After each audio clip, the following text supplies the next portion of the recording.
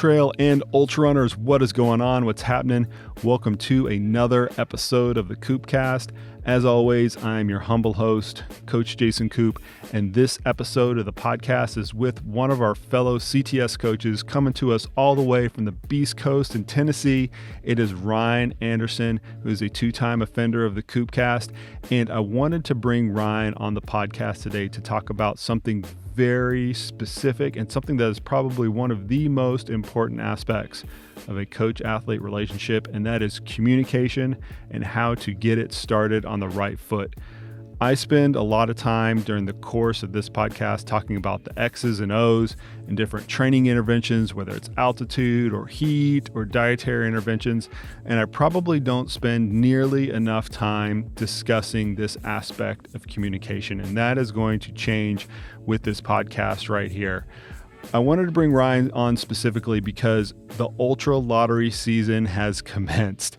We are starting to see athletes set their seasons up, and as a part of that, they are signing up for coaching in droves, and Ryne just happens to be right in the thick of it all, and he's got a very good perspective on how to set up coach-athlete communication very cleanly, succinctly, and in a way that will improve your performance. But if you're not a coached athlete, if you're self-coached, fret not, because there are tidbits in this podcast that are for you, particularly around how you can harness your post-activity comments year after year after year to take advantage of your individual strengths and weaknesses so that you can progress. That's what I wanted to say, progress as an athlete from season to season to season. All right, folks, with that as a preamble, I'm going to get right out of the way. Here's my conversation with Coach Ryne Anderson, all about coach-athlete communication. Like I mentioned off air, the thing that I want to try to communicate to the listeners here is to peel the curtain back a little bit on a really practical aspect of the coach-athlete relationship, and that's communication. We've both had the experience, and this is really pertinent right now. This is going to come out in the middle of February, and athletes have just kind of like survived the lottery process, and a lot of them have laid their seasons out. And as a consequence of that, they look at that and they say, okay, I'm going to need help. And so we get a lot of new athletes coming in the door in January and February. And most of the time they're coming in the door because they're trying to like shore up some part of the like physical preparation, right, that they're going to undertake to get them ready for these events. And when we take them on as new athletes, they want the magical workout, right, that you're going to give them tomorrow or maybe even later that day. That's kind of that's going to, automatically transform them from where they're at to where they're going to be.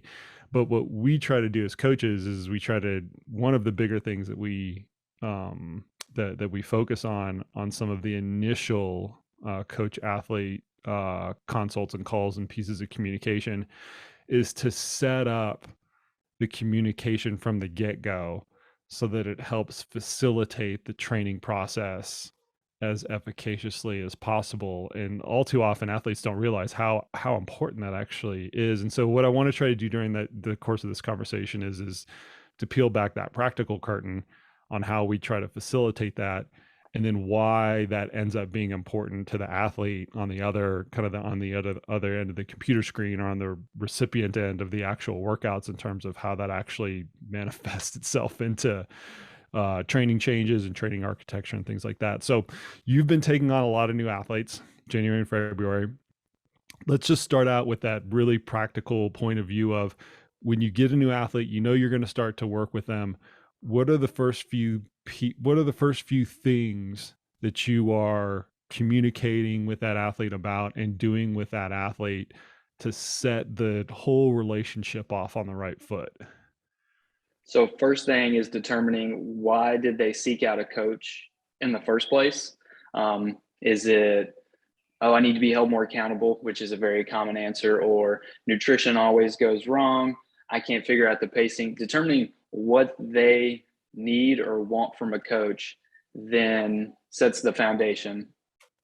All right. And then I like to, at the end of every initial, they fill out a questionnaire with me, we go over that. And at the end of that initial phone call, it's like, okay, what do you expect from me? And that question usually throws them for a loop because they think it's okay. The athlete has come to the coach and I'm going to learn, I'm going to do what they say, but I want to know, what are your expectations for me? Do you need me to give you tough love? Do you need a cheerleader?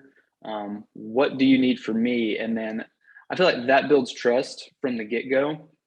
So they're gonna buy in more to the relationship rather than just like, okay, I'm gonna see all my workouts on Training Peaks.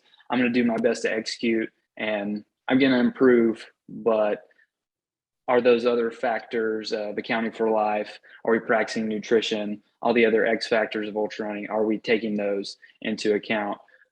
So I feel like that's the first place to start from. And I also define my expectations for them.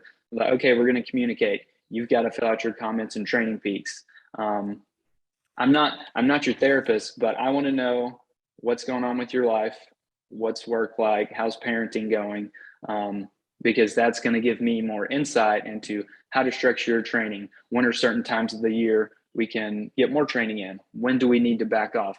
And just always thinking big picture, so I can be the eyes in the sky, so to speak, to see like, okay, 3 to 4 weeks down the line, this is where we want to be. You're very much stuck in the now, as you should be, but I'm overseeing the training. We have a long range plan, and that's what we're following. Let's take those first 2 points and peel them apart a little bit. You've got this kind of like two-pronged approach with asking the athletes. First off, what do they want? And most of the times, in my experience at least, and I think Dominic, our athlete services manager, who's been on this podcast before, and I'm trying to get him back on again for this very topic, he will say that answer usually comes about fairly easily with the incoming athletes. They always kind of know. I mean, that's the reason coaching is a considered purchase, right? People just don't like walk through the grocery store aisle and, pick it up like a pack of gum as they're like checking out without thinking about it.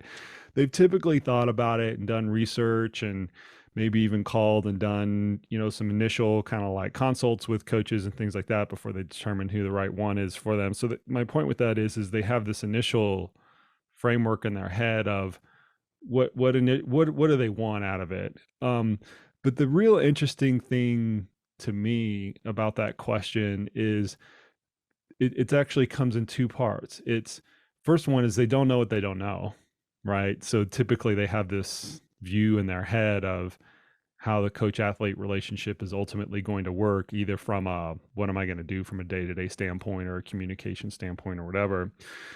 And then the second thing is it's like, well, why, what about that aspect, right? I want the cheerleader, right? Well, what about that aspect is actually driving the fact that that's what you want out of a coach? Do you need to be pumped up? Do you need some sort of like emotional engagement within your training program in order to facilitate it? And I'm wondering how you create that like deeper dive with the athletes that are coming in the door in why that is important to do so, as opposed to just taking the blanket answer and just kind of running with it. Because coaching is meant to be individualized, and it's very easy to say like, oh yeah, if you just want a training plan, you can find one on the internet. But like you said, you're not just going through the grocery store and like, oh, that looks good, I'm going to buy that. With the coach, it's a financial investment. Nearly every ultra runner who does this, it means a lot to them. It's a way to escape from life, stress, work through things. They need a goal outside of life to be a better husband, wife, employee, all that stuff. So they're coming to you and like, hey, I'm going to trust you with my training. I'm going to trust you with this thing I'm really, really passionate about. How can we get the most out of this? And kind of let them do a lot of talking at the first, like, okay, what's your athletic history like? Did you come from a previous coach? Why are you no longer with that previous coach? What worked well? What didn't work well? And it's a lot of listening and figuring out like, okay, it sounds like they respond really well to knowing why are we doing all these workouts, so they can buy in and go execute, or they need a lot of back and forth to account for a fluctuating schedule. Here's how Hmm. Here's how I've always approached it is like, once again, they know athletes will typically come in the door and they have a very clear vision of, I want this. I want account. It's usually like one or two things. I want accountability. I want some sort of structure. I want to improve when last year I did not improve, like those types of things. But when you find out what the like the value system is behind all of each of those wants, I actually write that down in my coach athlete notes, and I go back and I re-reference that during like really critical training phases and say, "Hey, listen, remember you came to me and this amount of accountability was important to you because you wanted to free your emotional resources up so that you can kind of focus on your family. So you're redirecting the amount of resources that you were previously allocating to figuring out your training. You're offloading that on me so that you could put more on your family." And I'll use that as a little bit of like a little bit of this, some of the, like the logs that I can throw on the fire with athletes. But regardless of if athletes are self-coached or if they're looking for a coach, I think flushing out that initial answer of what do you ultimately want from it is a really important one, because I also think that that can drive who is the right coach for you. Because as you and I know, right, we work in a coaching group, and although we try very, very hard to get everybody on kind of the same level playing field, at the end of the day, coaches are going to have their individual strengths and weaknesses, whether it's communication or they know this area of physiology better or they know nutrition better or whatever. And a lot of times that what do you want and why do you want it question can drive, this is going to be a better solution for me, whether it's coaching or figuring it out by myself or whatever it is, than it would be if you just kind of ignored that question. So the second part of this that you mentioned always gives me a chuckle, and I've had the exact same experience that you have had where athletes get stumped on this. And that is what do you expect of me as a coach? And I think the reason that athletes get stuck on this is because they don't know what they don't know, and their interpretation or their vision or their only experience, I guess is the best way to put it, their only experience with a coach, or maybe even their predominant experience with a coach, is it as a high school basketball player, high school swimmer, or something like that, where the coach is standing on the sidelines with a clipboard and a whistle. And that is not the situation that we are in as remote based adult coaches that are coaches for adults that have a much different kind of role in their lives. And I've always found that I've had to kind of like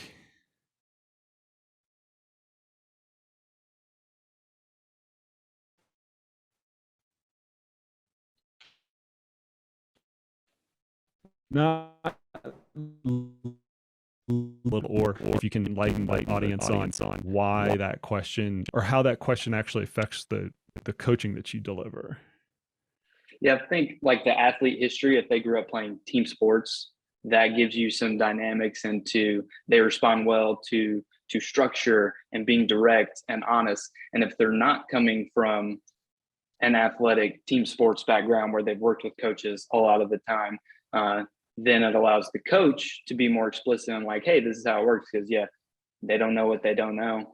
You can explain it out for them, and it's just a way to get to know the athlete. And then once, I just feel like putting the onus on them, and this is a relationship for the both of us. I don't expect you to follow blindly what I say and just execute what's on the plan, not ask questions about why we're doing what we're doing, and be scared to communicate like, oh, I didn't get that run in because of this reason.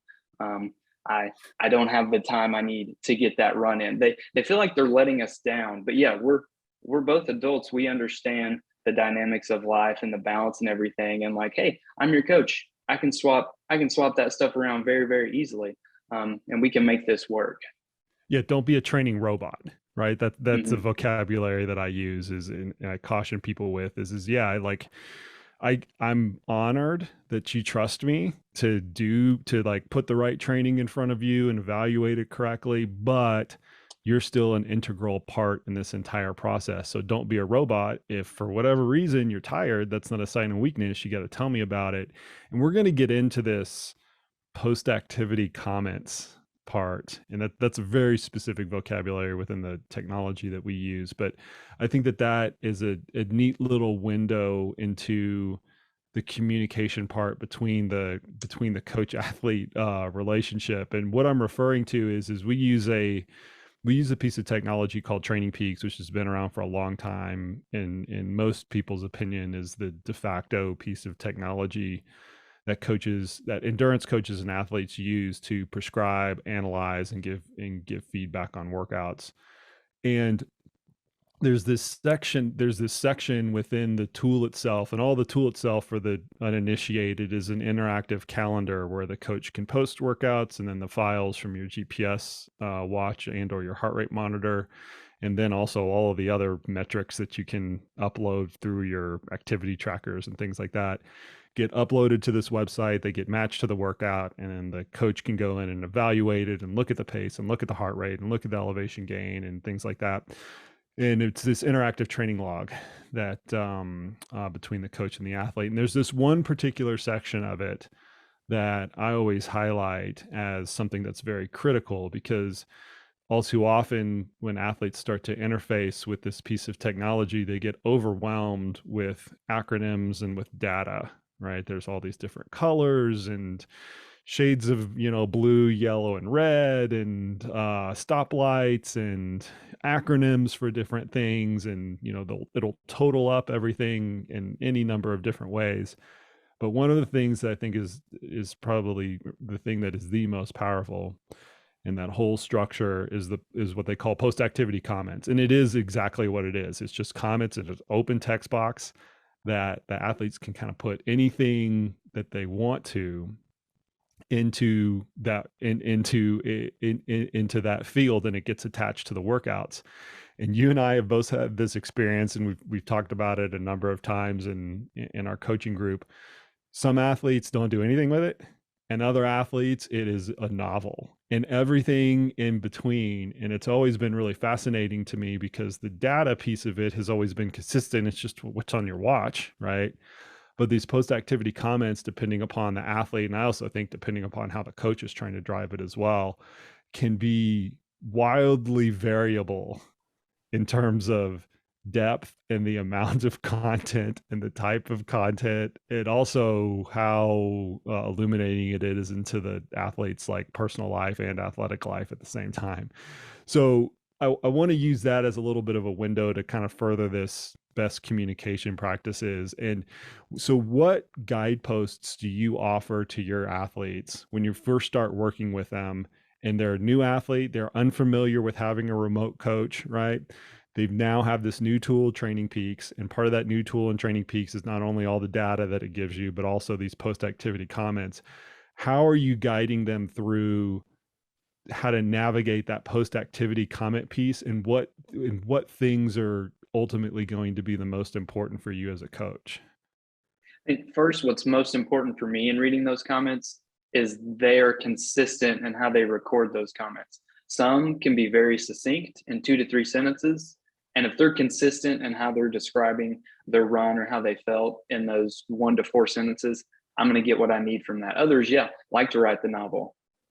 I like reading those novels if they're consistent. If it's 1 week, it's like, man, I felt great going into this workout and finished strong. And then the next time it's a long novel. Their inconsistency then will allow them, like, oh, they just finished the run, they don't have time, they're just going to put the 1 sentence thing, and they may skip out on all the subjective feedback they need to relay. So I think the first thing is like figure out your way of communicating what you need to on the subjective side, and then be consistent.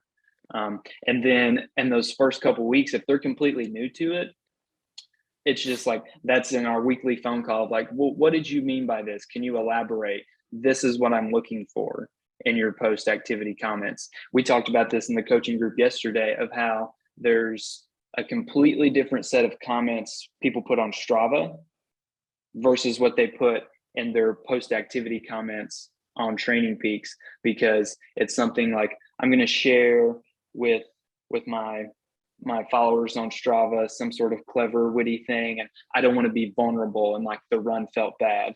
But then on Training Peaks, they can do a deeper dive of like, this is kind of why the run didn't go well and it didn't feel good. And if they're coming from a heavy use of those comments and feedback on Strava, they may need help in pulling more out of them on Training Peaks to get the feedback that's going to be most valuable for us. So like, for example, like a 1 to 3 sentence summary could be like, I felt great going into this workout, but by the 4th and 5th interval, I was absolutely dead.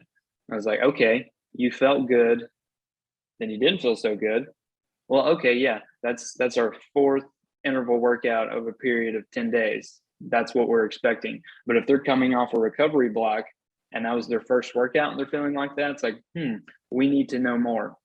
We're going to talk about that on our next phone call, and that's going to guide, we may need to back off, or we may need to space things out more. That's super insightful, Ryne, because the post-activity comments, they are what they are. And just like training data, you have to put it within the context of everything that's going on around it. Just because an athlete felt like crap during a workout, or in your example, during the last couple of intervals of a workout, doesn't mean that they're necessarily over fatigued or need a recovery day the next day, or just simply wussing out. Sometimes that's an intended byproduct of the entire training cycle, right? They should feel like that. And the way that I have always viewed and let me back up just a second to how you orchestrated that initially. I've always told athletes that are not used to putting this down and are not used to having a training log, just do whatever's comfortable. And it's precisely because of what you mentioned earlier. The consistency aspect is critical. Then once they get it consistent, then I use coaching to try to get, I try to like lean them into the things that would be more or less valuable, right? Tell me how your legs felt. Tell me how your lungs felt. Tell me how this was going. Whatever, just kind of shade it one way or the other based on specific things that I find more valuable. But initially, do whatever's comfortable. And felt good, 2 words. Felt bad, 2 words. Tell me just as much, if not more, in a lot of cases, than some elaborate, 7 or 8 paragraphs or anything like that.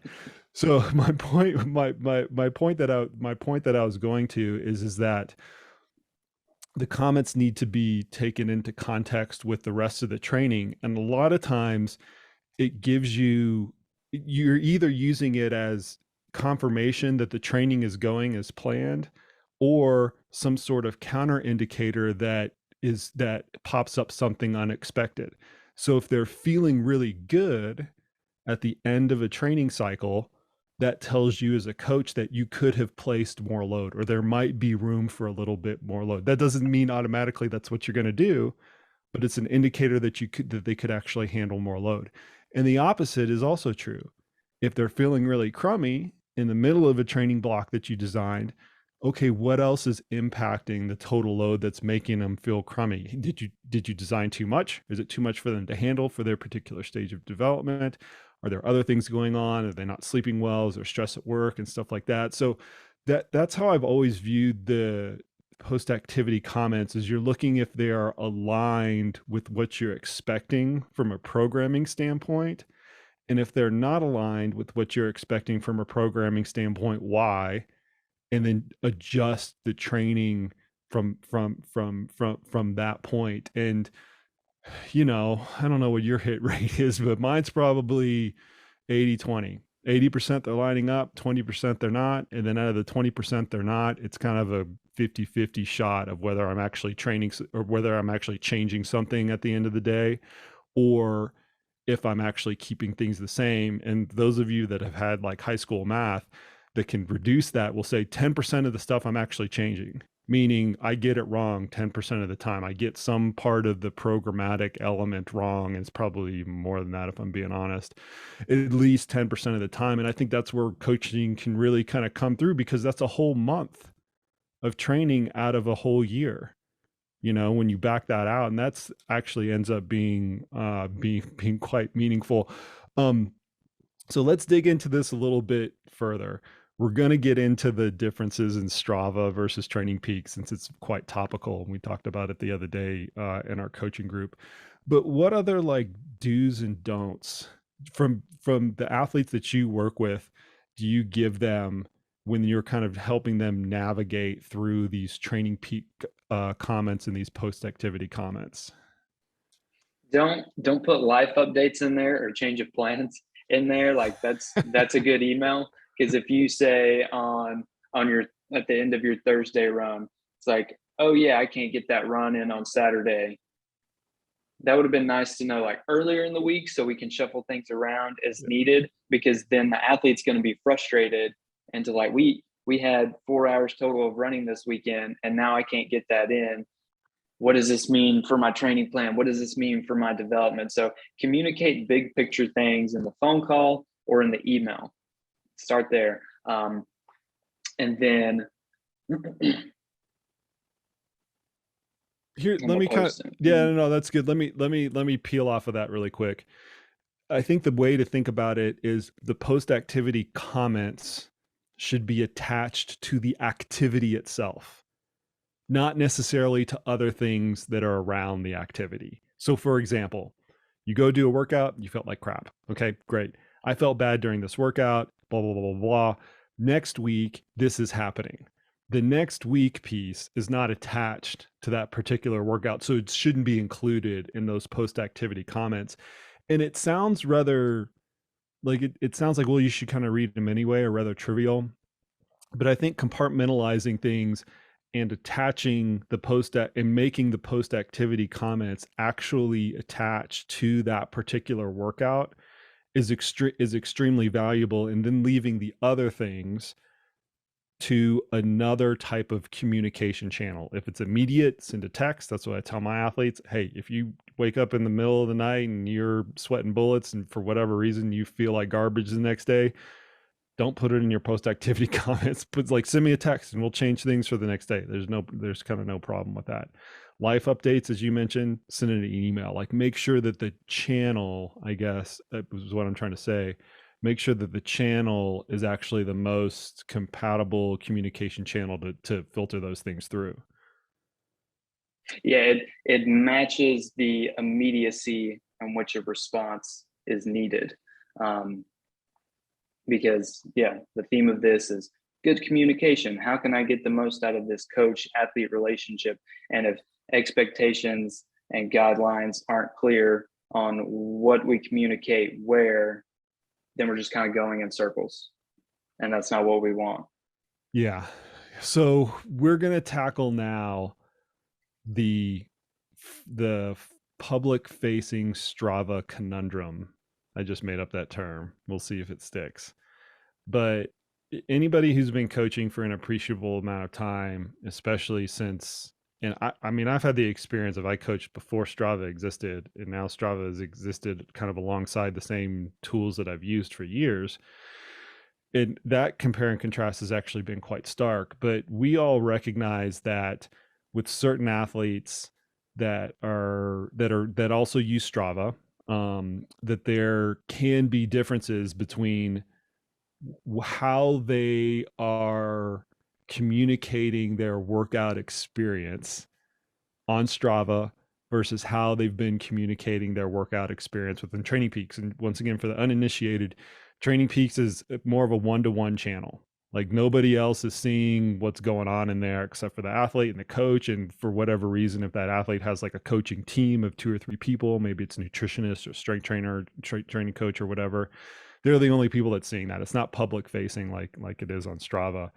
And I've ever since Strava came around and started to get really popular, I've been kind of fascinated with this discrepancy, because I see it within my own athletes and our whole coaching group of nearly 2,000 athletes that we work with annually. They see this as well across all endurance sports. And we had a couple kind of interesting revelations in our coaching group the other day that I guess are just enlightening. And I think more important to this conversation is what things should you actually be relaying to your coach that you may not want to put on Strava, and how the coach actually uses the discrepancy or the potential discrepancy between two of those to actually drive training. So I'll like turn it over to you, Ryne. What have you noticed in the athletes that you work with that kind of use both platforms, and we'll try to generalize this as much as possible, as to like not like, not to like call people out or anything like that, but how are you using that as a coach?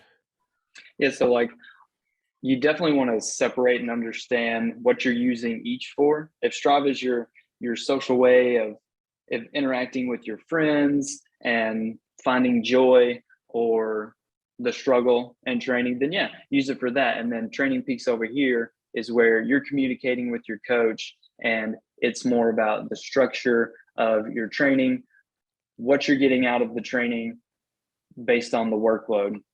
So, for example, on Strava, if we're giving them a lot of work, they may take pride in how much work they're doing. So they really want to rise up to the challenge of workout after workout, or their friends see they're snapping, they're getting crown after crown or PRs on segments. Their friends are probably commenting like, "Hey man, good job, that's awesome." And they may want to keep pushing, or when they get to a recovery period or they get tired, when they're not getting that positive feedback from the social aspect of Strava, it can get them down. And then that's where you can go back to Training Peaks and communicate that side of just like being more vulnerable with your coach. And then your coach can, as we were saying earlier, confirm like, hey, this is where we want to be with the training. Okay, your data may not be what it want, your pace, your heart rate, whatever it may be, but again, this is where we want to be. So figure out what you're using each for, and then maximize your utility in each of those, because Strava can be fun for a lot of people. Yeah. But then also it can be stressful for some people and they don't even know it. So then that can be a conversation of like, hey, maybe you just go to put all your runs on private because you maybe like the way the data is presented on Strava, so you don't want to get rid of that. And that can be a way to take another set of mental energies, social, emotional energies off their plate. And then some can see like, oh, wow, I really like not having all my stuff on Strava, because it's just me and you. And like this, like, exactly what we're trying to do. I don't have to communicate that on Strava. So people are questioning like, oh man, last year you were running 60, 70 miles a week. Why is your mileage so low now? Well, that 60 to 70 miles a week may have been all low intensity, no structure with a purpose. And then now, yeah, we're doing interval work, so we have to back off the volume. And so there's not this like, okay, I'm trying to buy in with my coach, but my friends are perceiving a difference in my training. Therefore, it's not the right training. I've found that I have to tell my athletes that I'm not going to comment on their Strava. Like I have to lead in with that, because for whatever reason, it's like an inherent expectation. And I'm not saying that that's the right approach for every single coach out there. But here's why I do that, is because I want the coach athlete channel within Training Peaks, which is the primary mode that we use to deliver and analyze training. I want that to be unadulterated, meaning I don't want any filters on it. I don't want anything. I don't want it to be encumbered in any way. I want it to be, as pure as the white blowing snow that just came through Colorado Springs last night. And I feel that if there's this like duality of channels of whether a different message is being communicated in a front facing fashion and another message is communicated in more of an internal one, that automatically starts to really muddy the waters, so to speak. And so I honestly, I can't remember the last time I've commented on an athlete's Strava. I might have never done. I don't think I've probably done it in like 7 years. It's been a long time. And so anyway, it just kind of comes back to the point that you mentioned earlier, is that make sure that you're using those tools, and this is what the athletes can take to heart. make sure you're using those tools for a specific purpose and that you identify that purpose. If you want to use Strava to keep track of your friends and have fun and chase down, the local legends and things like that, great. Training Peaks or whatever your coach is using to deliver training, whether it's an Excel sheet or Training Peaks or Final Surge or whatever it is, that's built for coaches and for athletes, right? It is not intentionally built with kind of some rare quirks within some of those systems as more of a social platform that everybody can see. And I think that there's great power in harnessing that and making sure that there is this unadulterated communication channel between the athlete and the coach that can remain continuous, that I think is actually really important, because we just went through the importance of post activity comments. It's super important that those are just raw, and I always tell my athletes all the time, like, it's going to take 10 seconds for your watch to go for the file to go from your watch to your phone to Training Peaks. Take that 10 seconds and log into Training Peaks and put something down. You can come back later and fill in the blanks, but just put two, 3, 4 words. I felt good. I felt bad. This was average. There's nothing to report here. I have an athlete that does that all the time. Nothing to report here. I love that. I love seeing that. I actually love seeing that. That's just as strong as a directional arrow, as I was talking about earlier, as any elaborate physiology test that you can that you can look at. So anyway, my point with that is since there are all of these multiple platforms popping up, and there will continue to be more, your point, Ryne, is well taken, that you need to define the purposes of each, and the actions that you have around all of those platforms should be very, very tailored to those specific purposes. Don't let the need to perform on Strava be a detriment to your training. If you're a visual person and you love seeing those bar graphs go up and down, having a nice pyramid, or just staying flat, don't look at that and be like, oh man, I gotta get the miles in. I'm gonna have to sneak in miles from my coach to get this in. And then if you're not meeting those previous expectations you have placed on yourself, nobody else has, it's all within you, then yeah, maybe you don't use Strava. Maybe you're just locked in on Training Peaks, and yeah, you're being raw with those comments and the insight. Because I think, yeah, once people decide what they're using both for, they can decide what the pros and cons of each are, and then maybe eliminate something they didn't realize was stressful and preventing them from enjoying the training 100%. Yeah, I use that within each of those tools to the extent that I'm looking at all, like, the different offerings, I'll put it that way.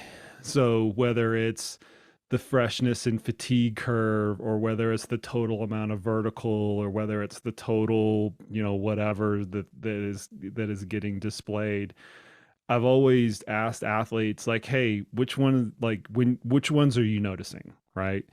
And using that as kind of a communication point going forward to make sure that they just have it in the right context. Yeah, this is, like, you're noticing this, but here's the meaning behind it. Is it meaningful? Is it not? Is it actually going to drive training and things like that? Some people we've both had this comment, or we both had this experience in Training Peaks.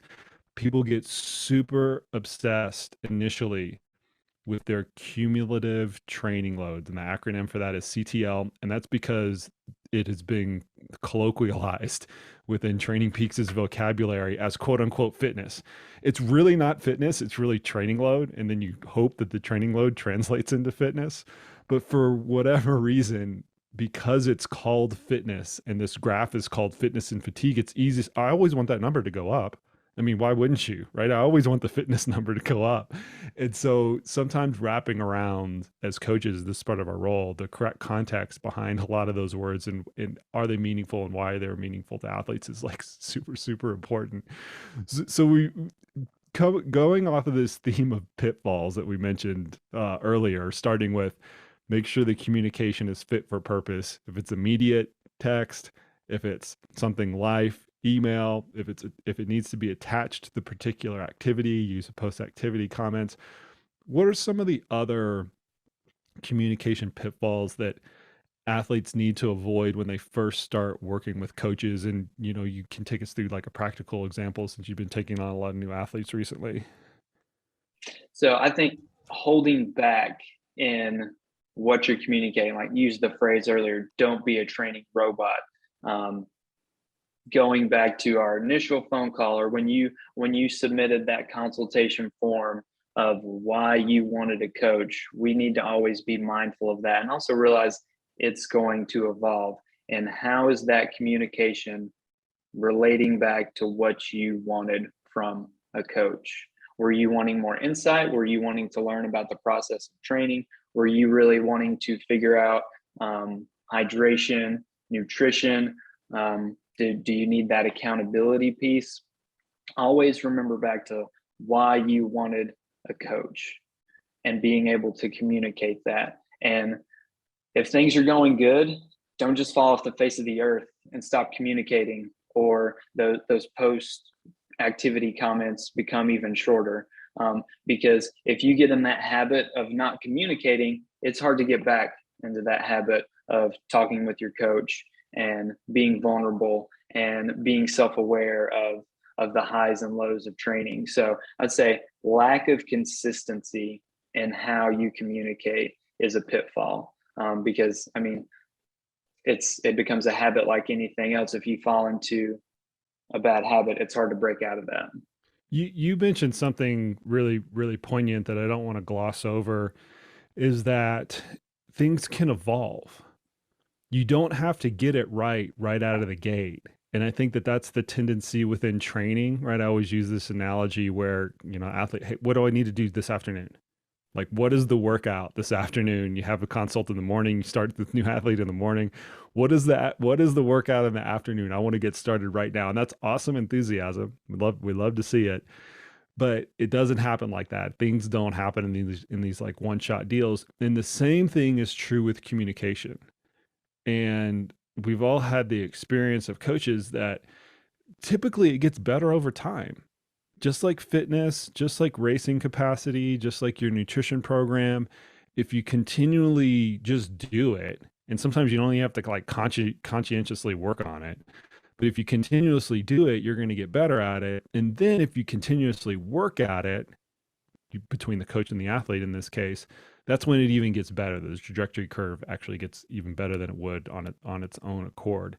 And so I always encourage athletes to not, and this is true within a lot of aspects of their training and their coach athlete relationship, is to expect things to evolve and get better over time and try to avoid drinking from the fire hose and trying to make everything perfect and like everything at a level 10 right out of the gate. It's just going to take time. And that goes from this aspect of communication that we are just talking about all the way to the scheduling piece where, okay, I've just figured out Wednesdays are a better day for hard workouts for whatever reason, your whole life circumstance, you've got, this going on Tuesdays that kind of precludes it or whatever.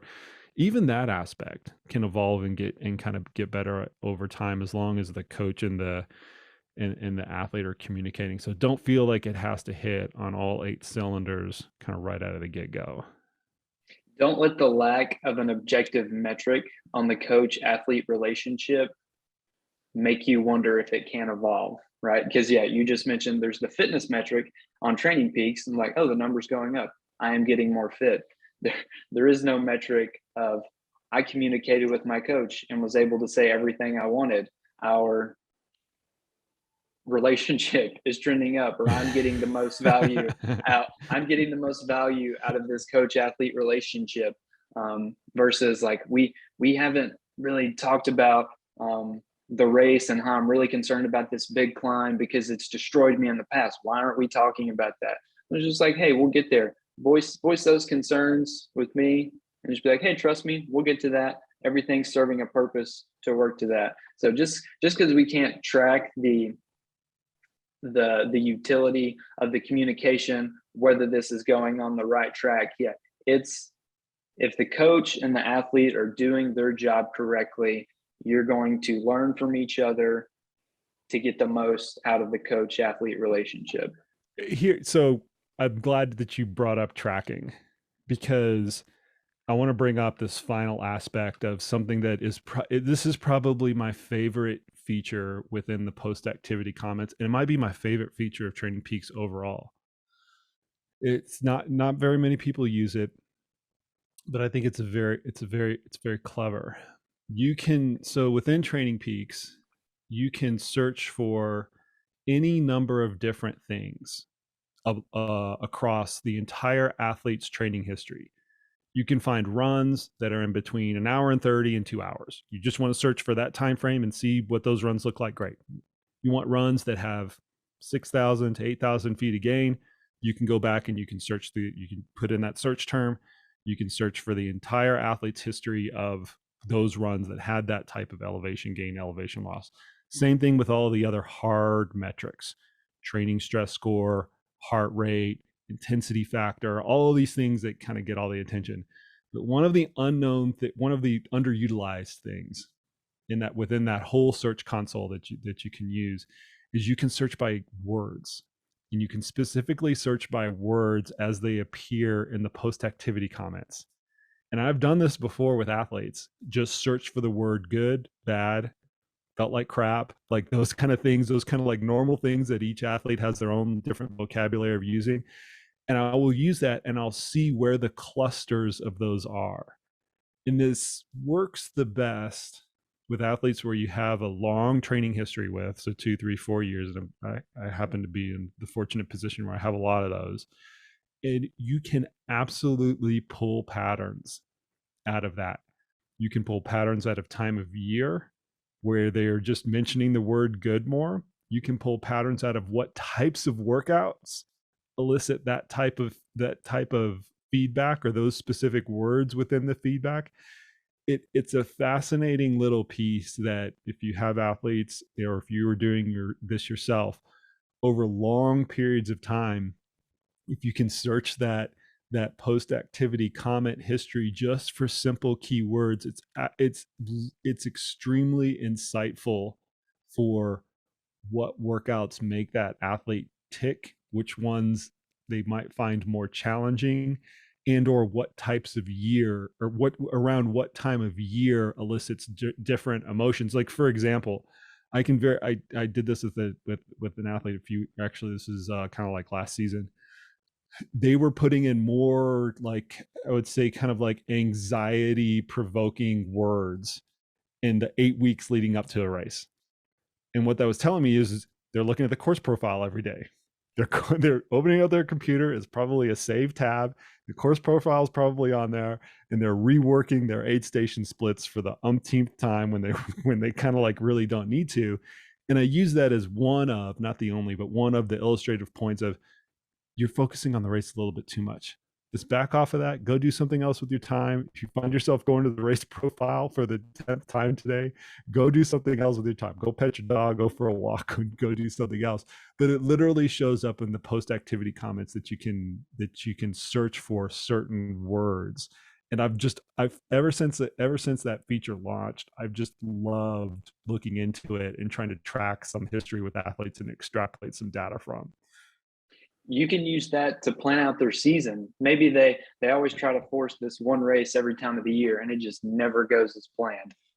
Or they're in a certain part of the country where they try to force training through the winter, where it's just there's so much snow and they can't get the gains they want. Everything is hard. The lack of sunlight is getting to them. They're always running with a headlamp. It's like, okay, let's take all that into account and back off training, have a shorter race goal. What goal is going to get you through this time of year? Or yeah, there's all these awesome races in July and August, but I can just never get to a point where I'm ready. It's like, okay, well, maybe the kids are home from summer break and you're taking on a bigger workload, and watching your kids and trying to make sure they're occupied, or it's really humid and it's just hard to train and get out the door. We can use all that to then correct certain times of the year in which your relationship with running can stay a positive one because you're planning things out properly to account for your life and your motivations. Because yeah, our motivation is going to ebb and flow, and you have to recognize that. You can't just be a training robot, to use that phrase again, of just like, I'm going to be on all cylinders throughout the year. Whenever I pick out a race, I'm going to have the perfect training blocks that build to that, and I'm going to PR at that distance, that race, or whatever. No, it ebb and flows. So if you can look through those adjectives of way they're describing their runs, I'm just like, hey, you're forcing this race every year, or you're forcing your training through this time of year. Let's change that up a little bit. So next season, next month, whatever it is that you're all in, you're stoked for that, because that that excitement, that emotional investment is going to be very, very beneficial in your performance and training and what you get out of that ultimate end goal, whether it's a self-supported route you've come up with, a race you've been planning for. Yeah. I mean, needless to say, the post-activity comments, I think that should be a hero metric, right? I mean, we use that. That's a kind of a specific vocabulary within Training Peaks. They have like certain, there's 1,000 metric. I wonder how many metrics there actually are. But anyway, there seem to be 1,000 of them, but there's 5: duration, average heart rate, average power, total amount of distance for a runner. Yeah, cadence. Those types of things we kind of call the hero metrics, and they rise to the cream of the crop. I think the post activity comments should be one of the hero metrics.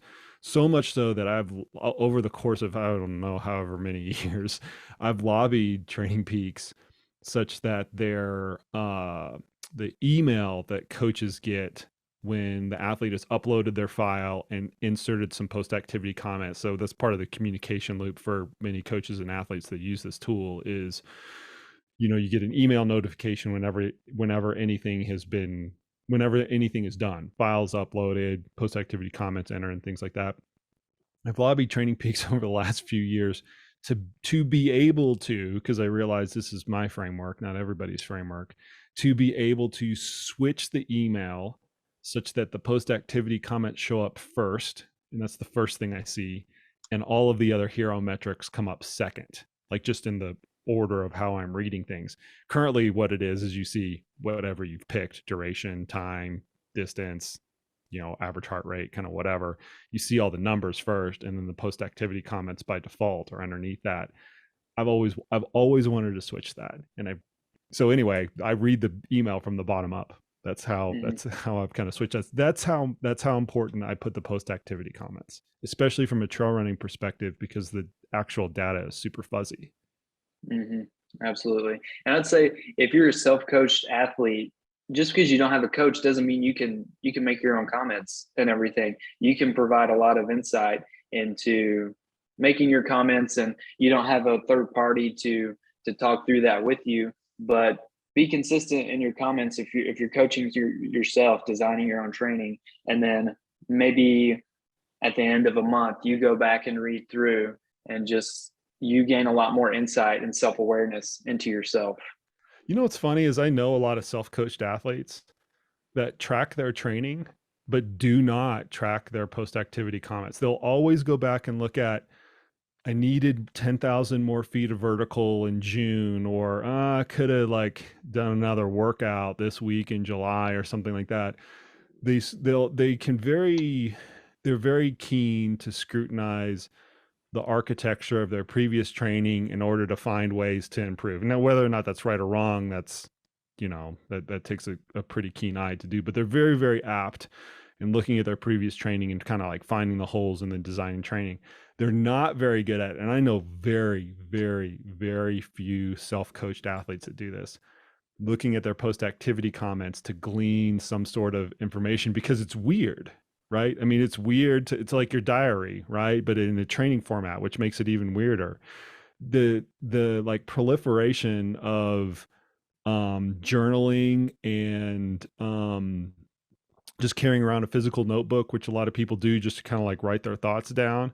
for whatever reason, I don't think, right, this is an opinion statement. I don't think it's kind of quite translated to the training world. And I wish it would, because it's super insightful, even for, as you mentioned, for self-coached athletes. Yeah, there's just so much data there. You think you're getting all the answers from the data, but as the constant theme of this conversation is, the subjective feedback completes the whole picture. That is a brilliant way to leave it, my friend. The subjective feedback completes the picture. That's going to be the audiogram right there. We're going to pull that out and blast it out to the world, man. Dude, thanks for your time, man. I can think of no better way to leave it. Just as a quick wrap up, man, tell the listeners just a little bit about you and your coaching, and kind of like where they can connect with you. Yeah, so on Instagram is Ryne, Ryne. My name is spelled a little differently. One Anderson. I also have a website, RyneAndersonRuns.com. And then, yeah, going through the CTS channels there. But yeah, always happy to work with new athletes, reaching out, always humbled. It's very exciting for me of just sharing in those highs and lows of training, and we get to the end result. Did it go like we wanted to? Cool. If we didn't, well, on to the next thing, so to speak. Let's learn and then keep working. Yeah. And I promise I'm going to get out to the Beast Coast this summer. That is my resolution for the year, is to do more running and racing out in that area. You've been saying it a lot, so I know it's got to happen. I know, your subjective feedback has been trending that you will make it happen. So yeah. I love it, man. All right, man. I appreciate it a lot. All right, folks, there you have it. There you go. Much thanks to Coach Ryne for coming on the podcast today. I always appreciate his perspective. And as I mentioned during the intro of this podcast, he has been taking on a lot of new athletes. And if you think that you are a good candidate for coaching, you want to make the most out of your hard-earned training time, send me a direct message, either via Twitter or via Instagram. I'd love to answer any questions that you do have about coaching, or you can check out our website, which is www.trainright.com/ultra running, and I'll leave a link to that in the show notes. You can see all of our coaching packages there. Second note, for those of you that are watching the YouTube version of this, you will notice that the background is different than the background that I recorded the podcast with Ryne with. And that is because I had to jump in my van right after that podcast ended, and I had to head down to Arizona to get in some training on the Cocodona 250 course, as well as, and more importantly, I will be at the Black Canyon 100K. So if you're out at that race, either as an athlete or support crew, come by, say hi. I have the adventure van set up. You can record a question for the Koopcast that will get read live on the air. I always love it when I get to answer those questions. All you have to do is pop in the van, hit the little green button, say your little piece, and off you go. And I'll be happy to answer those questions on a future episode of the podcast. Appreciate the heck out of all you listeners out there. And as always, we will see you out on the trails.